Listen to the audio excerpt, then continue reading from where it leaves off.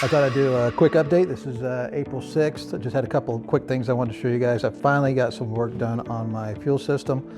It's not complete. I'm still waiting on a few parts to come in. But this is Steve Henry's header tank. I ended up routing it actually a little bit different than a lot of people do, just because I wanted to really streamline. One, you can see how the sight gauge, my OCD kicks in.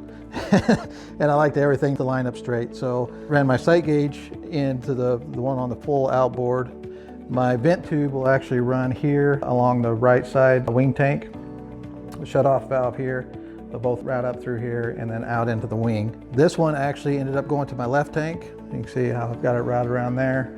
There's the shut-off valve for the left tank. So what would normally go to my left tank, I actually made it my return line. That way it allowed me to kind of tuck it in here.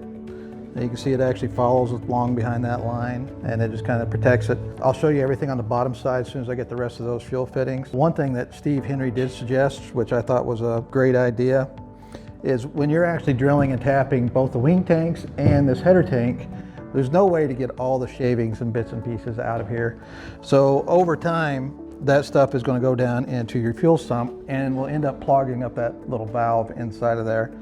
So what Steve does is just puts a small filter in there. What I ended up doing was using the same filter in every location. That way I have interchangeability if it's ever needed for any reason. I just put a small shut-off valve here so I can take it. These are cartridge type filters, so easy to replace. And then the other thing I was just going to show you real quick. Actually, R.D. Holtz and I were talking the other day, and I was trying to figure out what I was going to end up doing for my floor in my cargo bay. Just something to protect it, something to cover it, but I didn't want anything too heavy.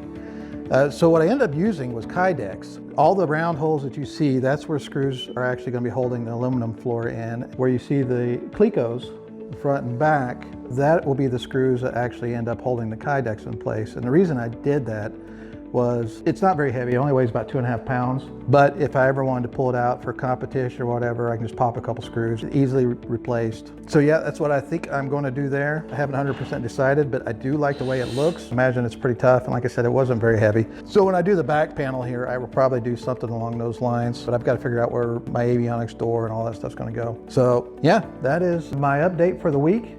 I appreciate you watching and we'll catch you on the next one. Thanks.